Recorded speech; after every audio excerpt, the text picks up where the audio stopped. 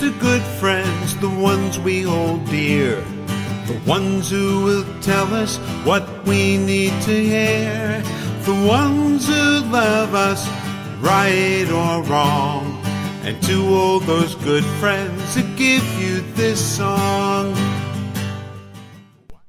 Well, hello, good friends, and welcome back to The Last Walk, Remember When, with your host, Ron Baumbach.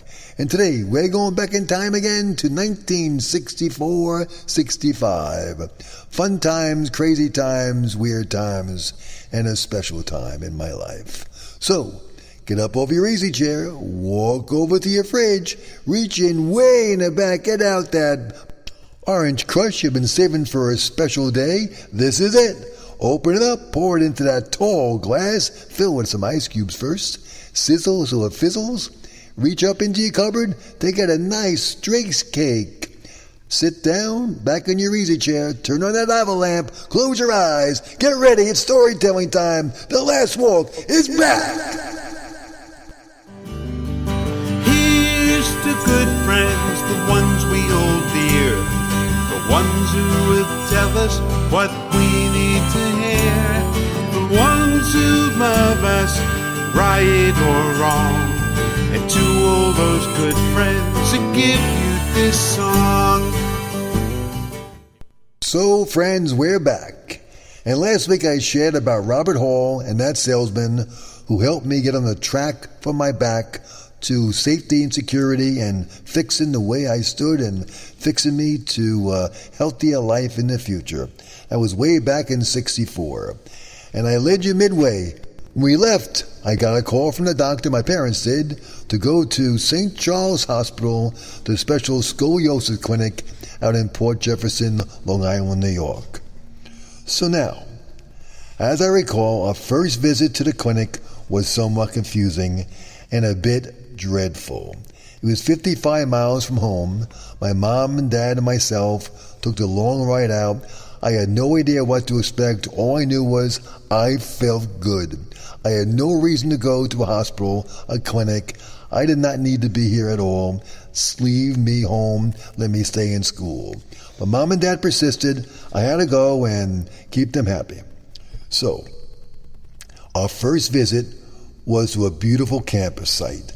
We saw a chapel, went inside, we went, say, to prayer, went to the outside grounds, the coffee shop, etc. It was really, really nice, but I still didn't get it. Why was I here? What was happening? What's going on? I refused to accept the fact that I could possibly be sick. I felt great. I recalled our being brought into a hallway, which was lined with nervous boys and girls and their parents, all lined up both sides of the hallway, all sitting there with moms and dads. Someone called my name, and I was led into a small room by a nurse who gave me a blue hospital gown. She told me I needed to strip down with nothing on and put this thing on. I had no idea where the open flap was supposed to be. Does it go in the front or the back? I was embarrassed as hell. So basically I wrapped the entire darn thing around me, not realizing all the other kids were going through the exact same anguish. Everyone was nervous and felt embarrassed wearing this blasted blue apron robe.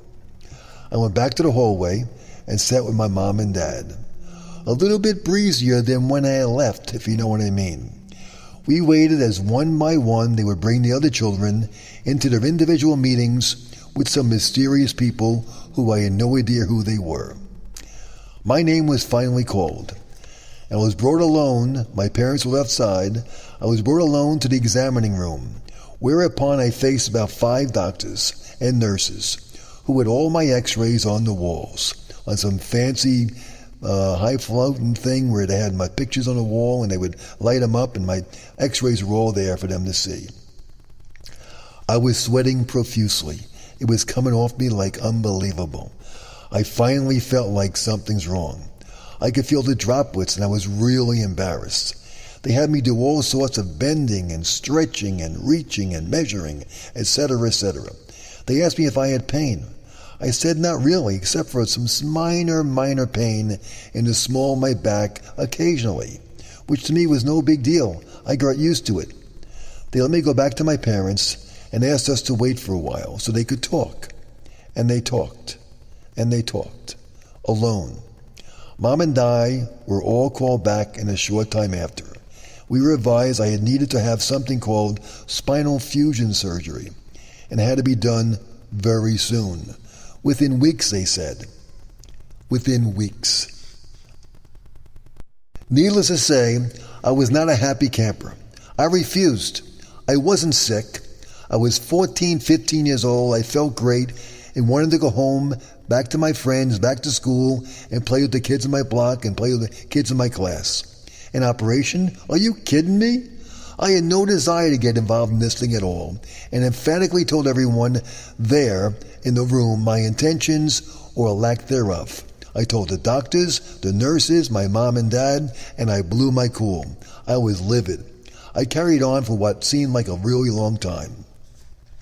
For whatever reason, they let me vent. As I'm screaming and going crazy, there was not a word in the room. No one said, calm down, take it easy. They let me go on and on and on. Finally, one of the doctors, Dr. Lawrence, Dr. Larry I called him, Dr. Lawrence, he asked me if the two of us could go for a walk together alone. Now, Dr. Lawrence was a tough-looking man, forceful, no bull about this guy, sort of like a John Wayne in Scrubs. You didn't want to say no to him. He was a really strong-looking type individual. Tough man. I agreed, or at least I think I agreed, to go to the walk with this gentleman. The two of us went for what I thought would be a little chat outside the hallway. It wasn't a chat. We walked out the door, made a right turn, and went to another hallway, down past a few doors, till we opened one of them on the left. There in front of me was a room full of oddly shaped people, men and women, whose bodies were twisted in all sorts of sad, strange ways. It was devastatingly incredible. They were like human pretzels. It was one of the saddest things I've ever seen in my life. These poor, poor people, all in these sad shapes. Dr. Lawrence looked at me, and he simply said, Ron, do you see these people? They all had issues like you, but unfortunately they didn't take care of them, and now we cannot correct them. However, we can fix you. And one more thing, which I never forgot. Just so you know, if you don't get operated on, besides the fact you will certainly look like them someday, the real problem for you, Ron, it will only be for a short time. Because if we don't operate on you, you will not live past the age of 23. I was in shock. I looked at Dr. Lawrence, looked again at these really sad people, and I turned to him and said, when do we operate? Life is too short, we get only one turn. With luck we find beauty, but we sometimes get burned. But if you've had a true friend, or perhaps love, you've experienced the peace of heaven above. So we drove home.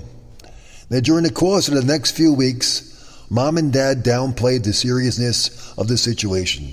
They didn't go into it. I didn't go into it. I never asked what kind of operation I was going to have. I never asked what the recuperation period was. I had only been in the hospital once before, when I was about 5 years old, to remove my tonsils. And even then, it was great. I was given tons and tons of ice cream as a reward. So I looked upon that as a great deal. So I basically went about my business, told my friends I may be out of school for a short time, for a minor operation, no big deal. I had no clue as to what would occur in the future, what my new life would be like. I simply thought I'll go in there for a minor surgery and I'll be fixed and I won't be like those people I saw in that room. Now looking back, Mom and Dad knew me really well, obviously. This was indeed the best thing for me, as I never ever worried about what was to happen. I never knew about it. I never asked questions. They never filled me in. I was left in the dark, and that was the best thing for me back then. I'm sure he would have freaked out if I knew what would be. Now, from second grade to the beginning of sophomore year of high school, I had not missed one single day of school. Every year, I received a perfect attendance award. and I strived to keep that thing going. But I now knew that would soon be over. My streak, my Lou Gehrig streak, I wanted to be the Lou Gehrig of grammar school, high school, and college. But now I knew it would end. I would not return to school again until my junior year in high school, and it was only December. This was my biggest disappointment. It wasn't a surgery, it wasn't sports, it was not the fact my streak would end. Fee, fee, fi, fi, fo, fo, fum. I smell smoke in the auditorium. Charlie Brown. Do you ever get certain songs that when you hear them, they bring back memories? When I hear that song, I bring back memories of December 2nd, 1964, the morning. My mom, my dad, my brother Dick drove me to St. Charles Hospital to admit me. That song was on the radio playing in the background. I remember that car ride very well. I kept hearing that song over and over again as we drove. For some reason, it only played one time, but that's all I remembered, playing on and on and on. Charlie Brown, walking in the classroom, which I won't be walking into anymore. It's cool and slow. Who played the English? Teacher Daddy-O, Charlie Brown. Now, when Mom and Dad did all the paperwork in the hospital, my brother Dick did something really much better. You know what he did? He flirted with the nurses. He wasn't married back then. He was a young stud, so to speak. So much that they all decided to like me, and they kept asking me about my older brother. Now, while I had many dedicated nurses care for me throughout my time there was one particular nurse, Joy, who was my trusted ally throughout my entire ordeal. And whenever Dick came to visit, I knew Joy would be my nurse, or so it seemed. She was phenomenal, and she was always there looking to see if, is your brother coming today? Your brother coming today? Now, the bond between me and Joy grew strong. So strong, when I was finally discharged 6 months later, she came in to work on a day off to bid me goodbye. I have never ever forgotten this young lady, but sadly never ever saw her again. She was a godsend. Now, the floor I was sent to was an adult surgical floor, as opposed to being pediatrics. They felt since I was 15 years old, I should be with adults. Boy, did I fool these guys. It became a most interesting, life-changing adventure I shared with some 25 different roommates over the course of 6 months. Now, my first room was with 3 young men who were in their late teens and early 20s. Now, once Mom and Dad and Dick left, the fun began. It was great. I wasn't sick. I'm just laying in this bed, and the guys made the new kid feel real welcome. Frankie was a cool guy. He was a Fonzie. He lived life really dangerously. Frankie was about to lose a leg because of a recent car accident. He was really happy to be alive. Now, on his right and directly across from me was a guy named Steve, a really funny guy who would constantly keep us laughing with his funny stories, his pranks on the nurses, and never-ending, continuously funny jokes. He was in for leg surgery, also due to a car accident. And to my left was a guy named Gary, Mr. Cool, who became the personal heartthrob for one of the really pretty young nurses, who always made sure to close the curtain when she attended to him. He didn't share what his ailment was, but we noticed that he certainly got a lot of closed door or closed curtain attention back then. Now, this guy, Steve, had a portable 8-track player, the guy opposite me. Remember the 8-tracks they had back then? He had that in his room, in our room. And he would blast the songs of the day, particularly Frankie Valli and the Four Seasons. And to this day, whenever I hear the song,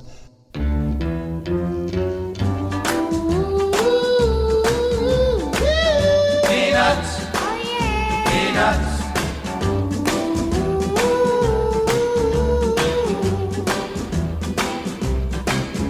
Peanuts, peanuts.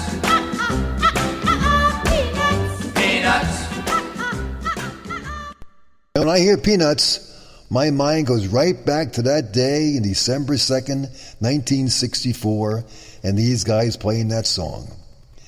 Now, because of my new medical allies, I didn't have a chance to get homesick the first night. These guys were really cool. During the course of my initial time with them, I saw a